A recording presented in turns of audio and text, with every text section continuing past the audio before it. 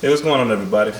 Today, we're just doing a quick little video for my 2011 Chevy Impala. We'll be changing the back rotor, which technically includes changing the brakes. Little, dynamic duo, more caliente special for you. Just a quick little video, something simple, very easy. So I guess next I'll be going through what you need for this project. First is a seat. I mean, I know it looks like a cooler, but that's a good seat there. That or a 5-gallon bucket. It's up to you. Of course, the jack stand, brake rotor, of course, lug nut wrench. Here you're gonna need a 14mm and a 13mm socket, a small star kit set. Technically, this is the only one you'll need. It's gonna be a Torx 30 driver. Some needle nose pliers. It comes in handy. Of course, your brake cleaner. And this is some anti-seize. Just when you put your certain nuts and screws back on,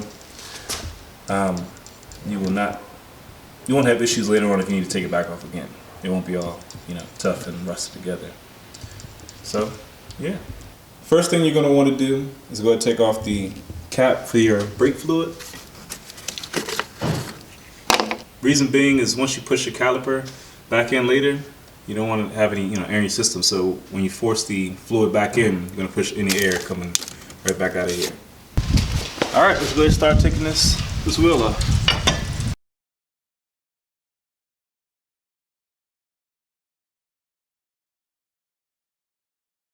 Now, just for safety, I'm going to add a jack stand to it. All right, now I can finish taking off the lug nuts. Alright, so go ahead and take this tire off. Get that out the way. Okay, first using your 14mm socket, I'm going to take off the first two bolts. One is located here, and the second one is located right here at the bottom. And make sure you got it, actually on loosen instead of tighten. Lefty loosey, righty tighty.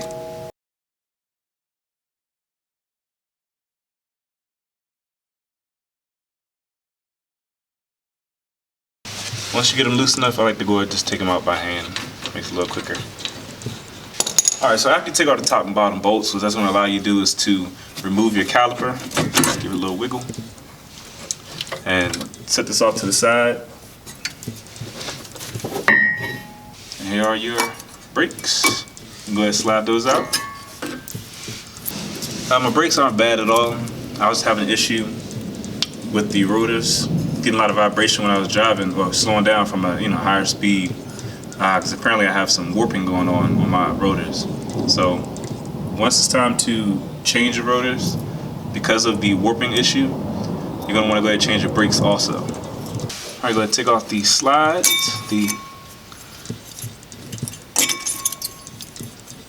Next, you're going to want to take off your caliper bracket, and those bolts are located here, and there's one located directly beside the first bolt that you took off, right here. And that's going to be using a 13mm socket.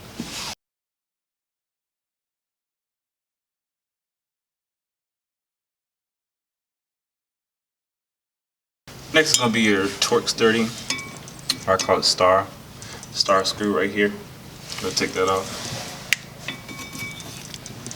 So after removing that Torx 30 screw, I call it a star screw, you should be able to take this off. Now if it's hard, there's what I had to do was spray some rust stuff up through here. I know it wasn't included in my original things needed, but this kind of gets hard to take off at times.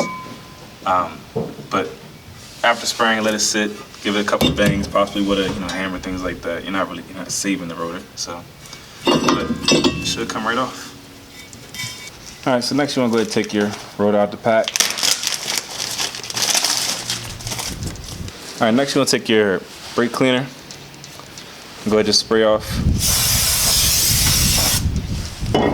I mean, I know you can technically use gloves, but it's okay. You're just spraying off the rotor. Alright, so after you spray the rotor off, It does look beautiful, doesn't it? Okay, this is where the anti-seize comes into play, so that we don't have the issue that we had here taking this off, taking the rotor off. Just take a little bit of the anti-seize, put it around the area where the rotor connects at.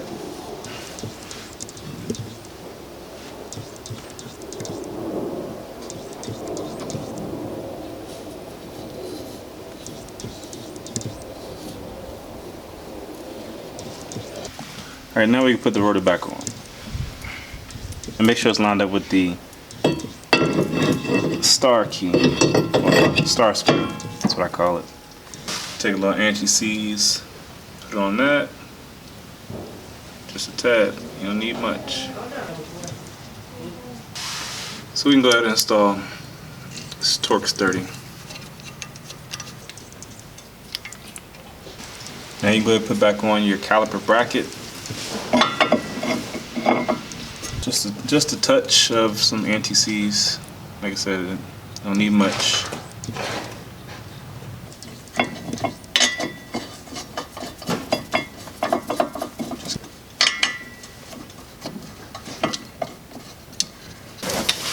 Back to the 13mm socket. Like I said, make sure it's on, tighten first.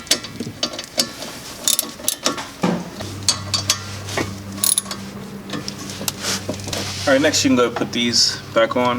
You can go wipe away any dust. You can use a wire brush. You can wipe, if you want to wipe off any dust, come up between these.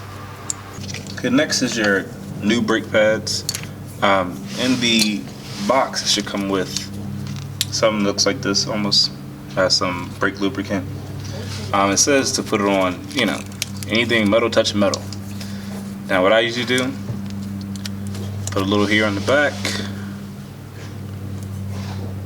Doesn't have to be pretty, but I only keep it on this section. I don't put it around the edges. And you take a little more. Now this will be sliding through these guides right here. So I put a little side of this, top of that, side of that. Just put a little on the sides here, top right there, and the other side. And you do that for both sides.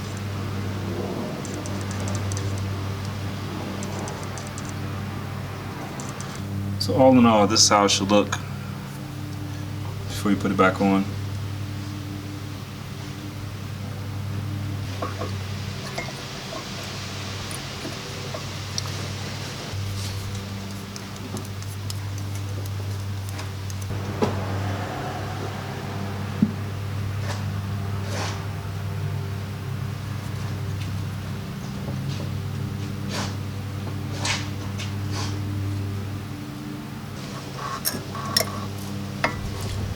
Before you put the caliper back on, you have to push this here back in. Some people use a C-clamp, or I've used chain locks before. But in the case of my rear brakes, it's a little different. That's where the needle nose pliers come into play.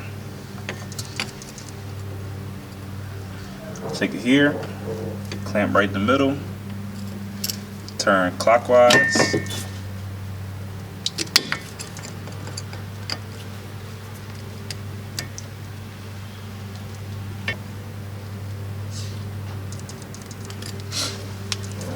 Should be pushed back in far enough for this to slide right in.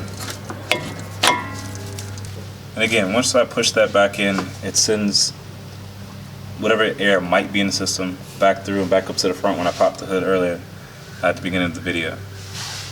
So now we're ready to go ahead and reassemble the caliper back to the caliper bracket. Again, we're going to use just a little anti-seize. Not too much. Don't need much.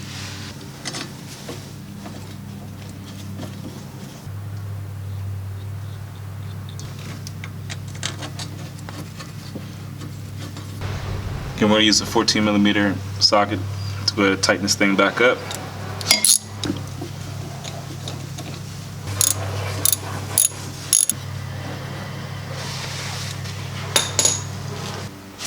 Alright, now it's time to go ahead and put the tire back on.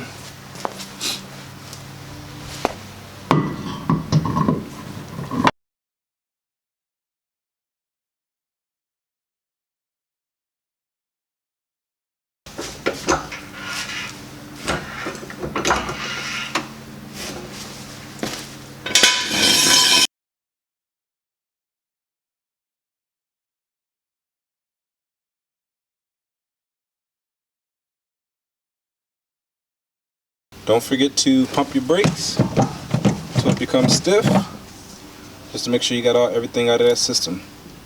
Don't forget to go ahead and put your cap back on, and you should be good to go. Well, that's it. I appreciate you guys watching. Like I said, you got a 2-for-1. Brakes and the rotor has been changed from a 2011 Chevy Impala. If you guys have any questions, please feel free to leave them below. I try to answer them as best I can. Please like, subscribe, share with others who might need help with this certain model vehicle. Hope you guys have a safe and great day.